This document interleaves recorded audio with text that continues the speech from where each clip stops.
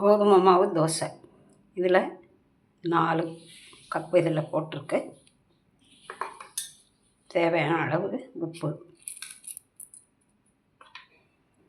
இதில் தண்ணி.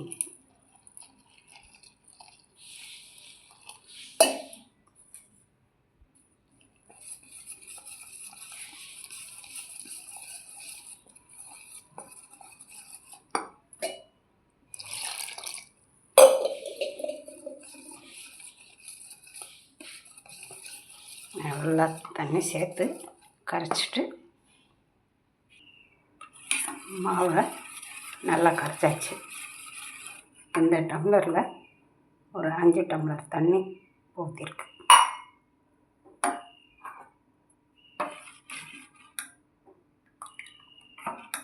இந்த பதத்துக்கு கரைச்சிக்கணும். கோதுமை மாவு இந்த அளவுக்கு ரெடியாக வச்சுருக்கு. இப்போ கல் காஞ்சிருச்சு.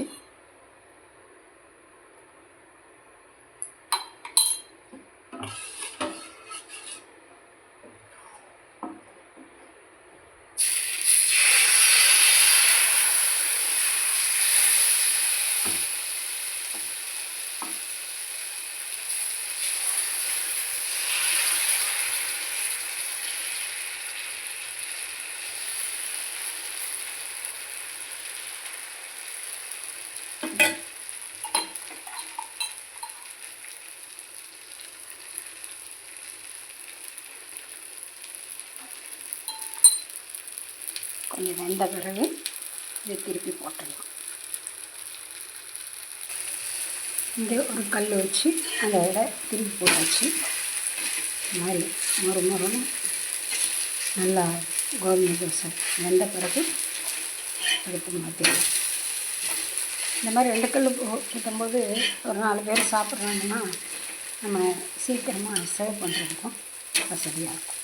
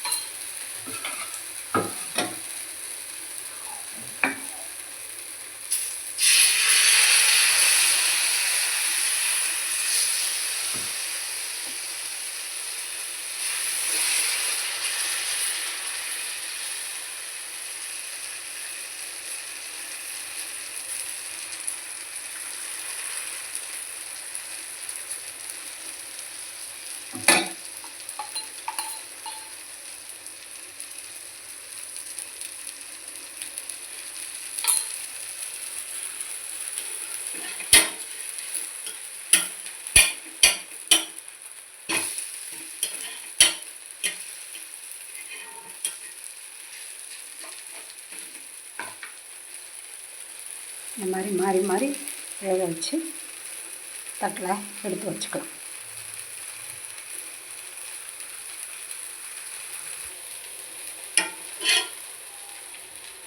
அடுத்த தோசையும் எடுத்தாச்சு.